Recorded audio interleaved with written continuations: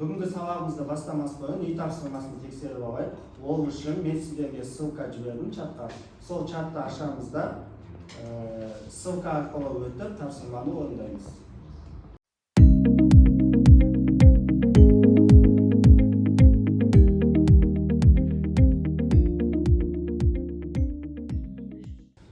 Тапсырма орындап болсақ, бүгінгі тақырыпқа көшейік. Бүгінгі тақырып Керхов заңы. Керховтың заңын өту үшін ең алдымен үш дүниені білуіміз қажет. Түйін дегеніміз не, тармақ дегеніміз не, және контур дегеніміз не. Ең бірінші тармақ дегеніміз не.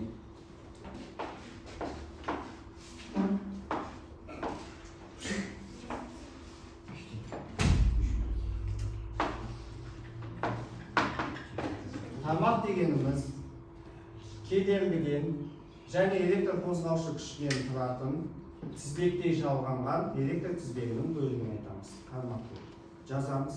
Тармақ дегеніміз электр қозғаушы күшінен және кедергіден тұратын электр тізбегінің бөлігі. Тармақтың сұлбасын сызып аламыз.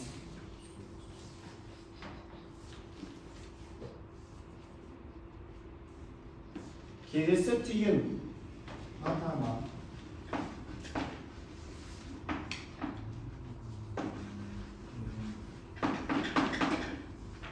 Түйін. Түйін дегеніміз не? Түйін дегеніміз осы бірнеше тармақтың қиылысқан бөлігін айтамыз. Екі немесе одан да көп тармақтардың қиылысу нүктесін түйін деп айтамыз. Жазамыз. Түйін дегеніміз екі немесе одан да көп тармақтың қиылысқан нүктесі деп түйіннің сұлбасын сызамыз.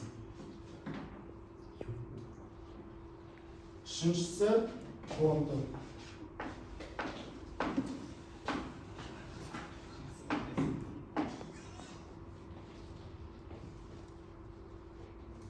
Контур дегеніміз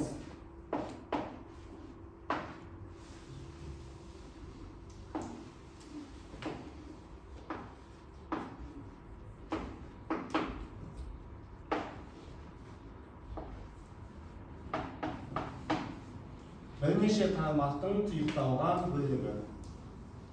Контур дегеніміз бірнеше тармақтың тұйықталған бөлігі. Сұлбасын сызамыз. Кедергіден, токтан және электр қозғаушы күшінен.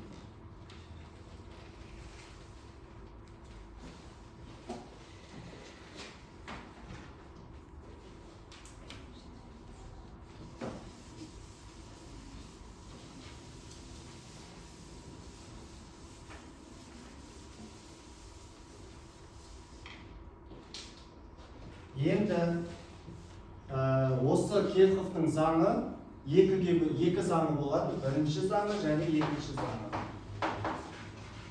Бірінші заңы жаңағы біз айтқан түйінге байланысты. Түйінді не деп айттық? Екі немесе одан да көп тармақтардың түйіскен жері деп айттық, иә? Түйінге байланысты бірінші заңы. Түйіндегі тоқтардың алгебралық қосындысы нөлге тең. Мысалы сызайық. Түйінге тоқтар кіреді. Бірінші тоқ, екінші тоқ, үшінші тоқ, төртінші тоқ дейді. Мысалы мына түйінде төрт тоқ кіріп шығып жатыр. Осы кірген және шыққан тоқтардың алгебралық қосындысы нөлге тең. Енді оны қалай жазамыз? Мысалы, таңбасына байланысты. Кірген тоқтардың таңбасы плюс болады, шыққан тоқтардың таңбасы минус болады. Мысалы, бірінші тоқ қандай? Кірген тоқ па, шыққан тоқ? Кірген тоқ. Демек таңбасы плюс болады. Екінші тоқ? Кірген тоқ. Оның да таңбасы плюс болады. Үшінші тоқ? Шыққан тоқ. Таңбасы минус. Және төртінші топ кірген топтың таңбасы плюс болады. тең неге? 0-ге. Осы түйін бойынша Кирховтың бірінші заңын жазатын болсақ, мынаған тең болады екен. Кірген және шыққан токтардың алгебралық қосындысы 0-ге тең.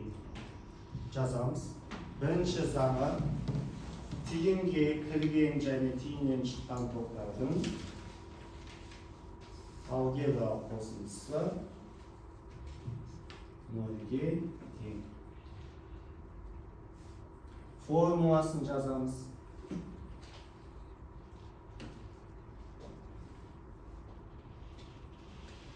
Және мына мысалды да сызып жазып аламыз.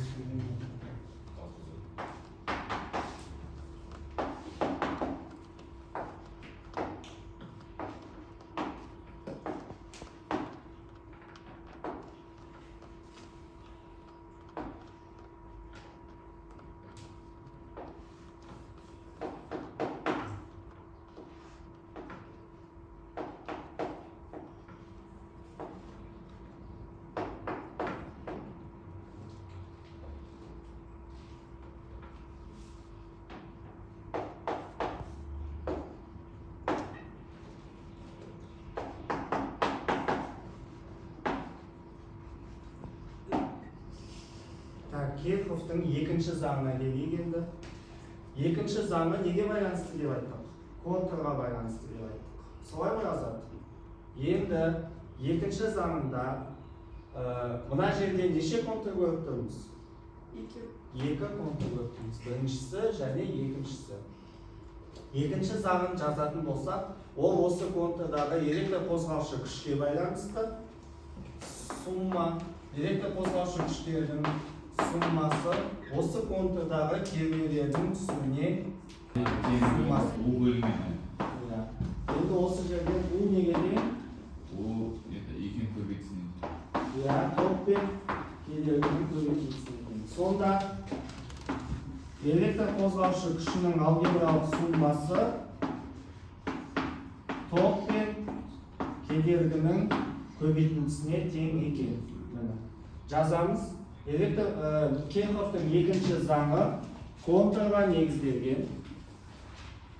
Электр қозғаушы күшінің алгебралық қосындысы сол контурдағы кернеулердің түсуінің алгебралық қосындысына тең. Контурды сызамыз және екінші заңын жазамыз.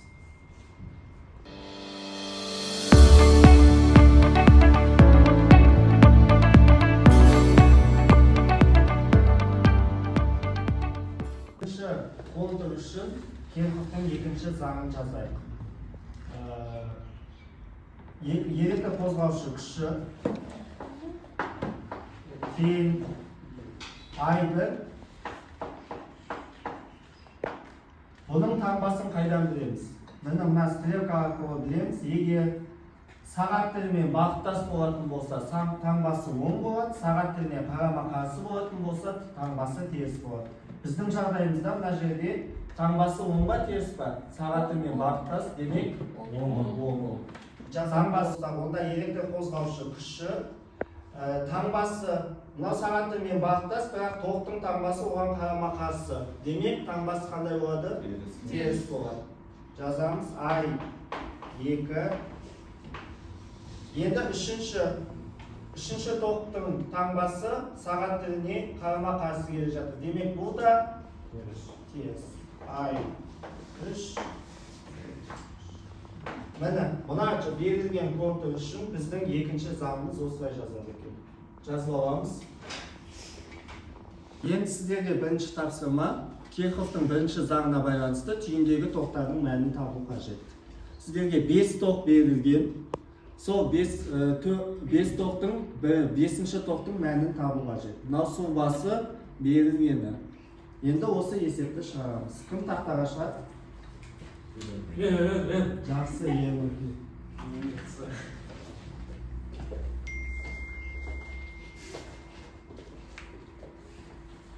Birinchi zangına sәйкес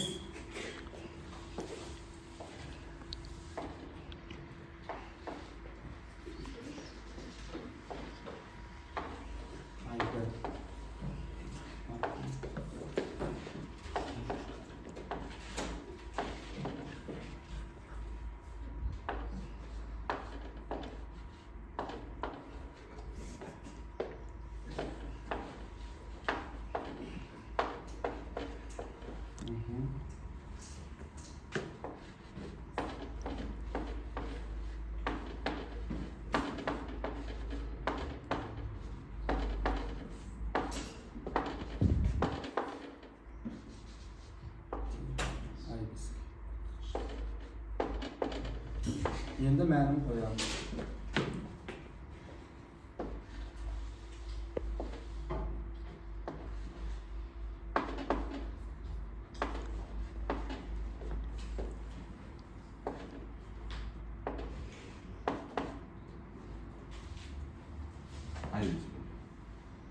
Necha chiqdi? Aybe sal tavuşlamış. Ya endi ma'lum hisobda 8'de 2 olsun.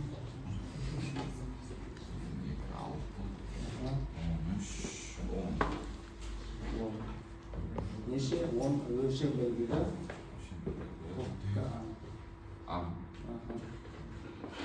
Endi tekshiramiz. Tekshirish uchun kirgan to'xtarding qo'shimchasi chiqqan to'xtarding qo'shimchasiga teng bo'ldi. Kirgan to'xtar qaysisi bizga teng keladigan to'q? I3 bo'ldi ya. Teng chiqqan to'xtarding qo'shimchasiga teng bo'ladi. Nasılmış ben istiyoruz. Aha.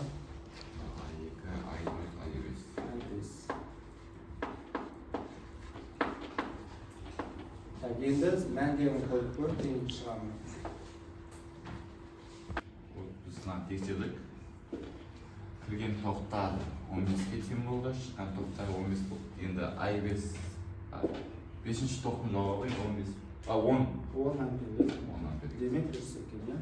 Жақсы болсын.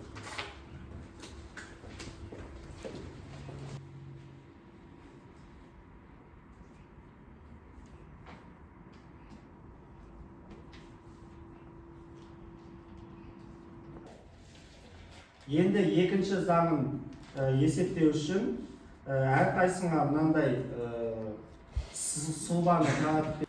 Енді екінші заңы бойынша тапсырма орындаймыз. Әрқайсыңызға осындай сұлба таратып беремін. Осы сұлба бойынша екінші заңның формуласын жазамыз.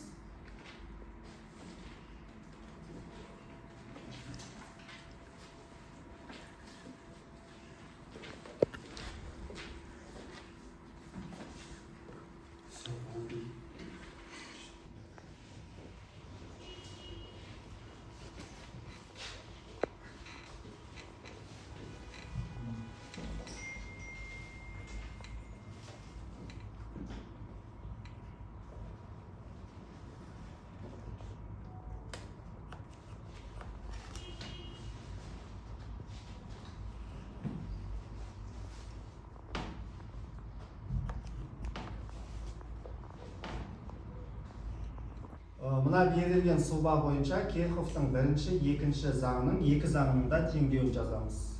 Тақтаға Аружан келіңіз.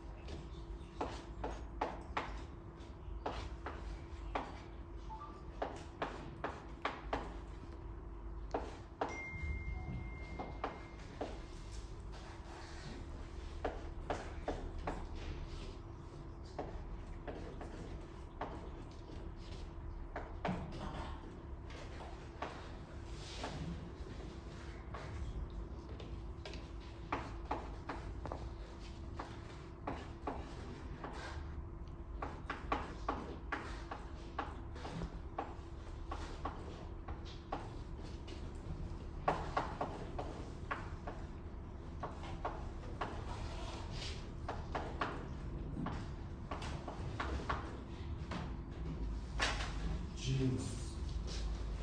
Так, мынау бірінші заң бойынша жазған теңдеуіміз, мынау екінші заң бойынша жазған теңдеуіміз, иә? Жақсы. Қалғанымыз тура осылай ма? Қалғанымыздікі де? Жақсы отырыңыз. Бүгінгі өтілген тақырып түсінікті болды ғой, иә? Бірінші, екінші заң. Жақсы, онда мен жіберген тапсырма бойынша үйге сол тапсырманы орындап келеміз. Бүгінгі сабақ аяқталды. Сау болыңыздар.